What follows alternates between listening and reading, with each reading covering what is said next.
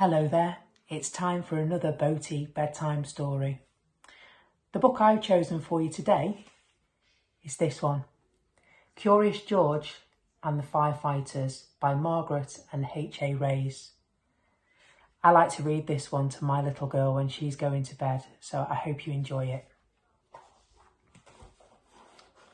This is George. He was a good little monkey and always very curious. Today, George and his friend, the man with the yellow hat, joined Mrs. Gray and her class on their field trip to the fire station.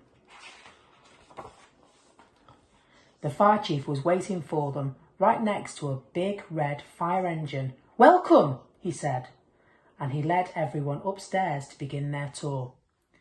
There was a kitchen with a big table and there were snacks for everyone. The fire chief told them all about being a firefighter.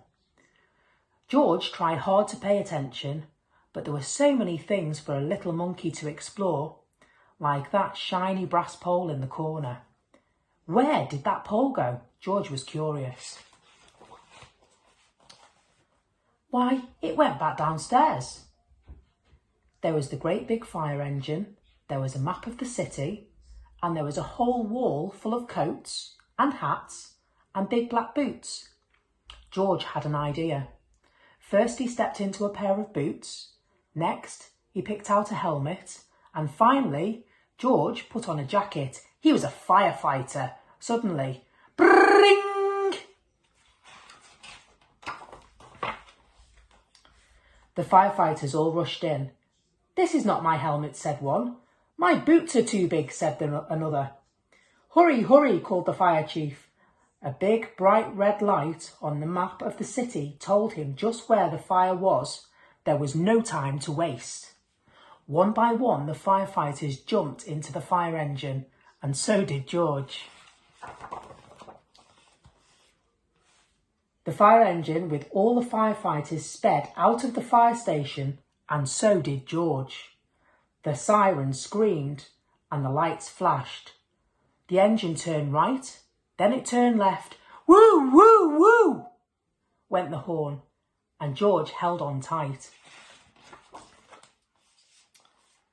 And just like that, the fire engine and all the firefighters pulled up to a pizza parlour on Main Street.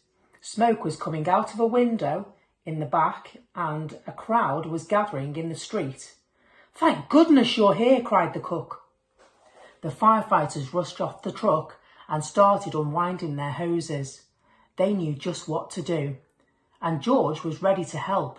He climbed up the hose reel.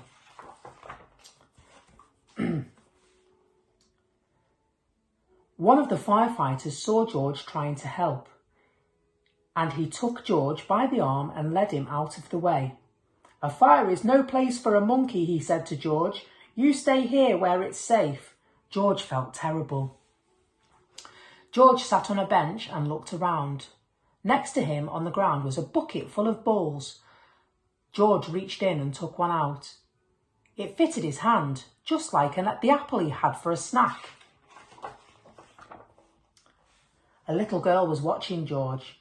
He tried to give her the ball, but she was too frightened. George took another ball, and another. "Look," a boy said, "that monkey is juggling." The boy took a ball and tossed it to George, but it went too high. George climbed up onto the fire engine to get it. Now George had 4 balls to juggle. He threw the balls higher and higher. He juggled with his hands, he juggled with his feet. He could do all kinds of tricks. The boy threw another ball to George. George threw a ball back to the boy. The little girl reached down and picked up a ball too. Soon all the children were throwing and catching back and forth. The fire chief came to tell everyone that the fire was out. Just then, the little girl laughed and said, "Look, Mummy, a fire monkey." "Hey," called the fire chief, "what are you doing up there?"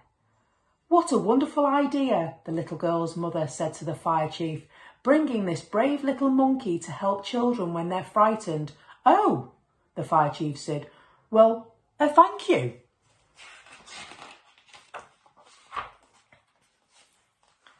Before long, the fire engine was back at the station, where a familiar voice called, "George!" It was the man with the yellow hat. "This little monkey had quite an adventure," said one of the firefighters. "Is everyone all right?" asked Mrs. Gray.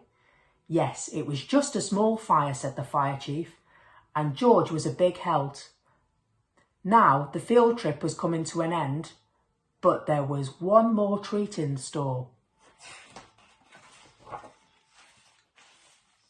All the children got to take a ride around the neighbourhood on a shiny red fire engine, and they each got their very own fire helmet, even George, and it was just the right size for a brave little monkey. All done. Hope you enjoyed that. See you next time. Bye.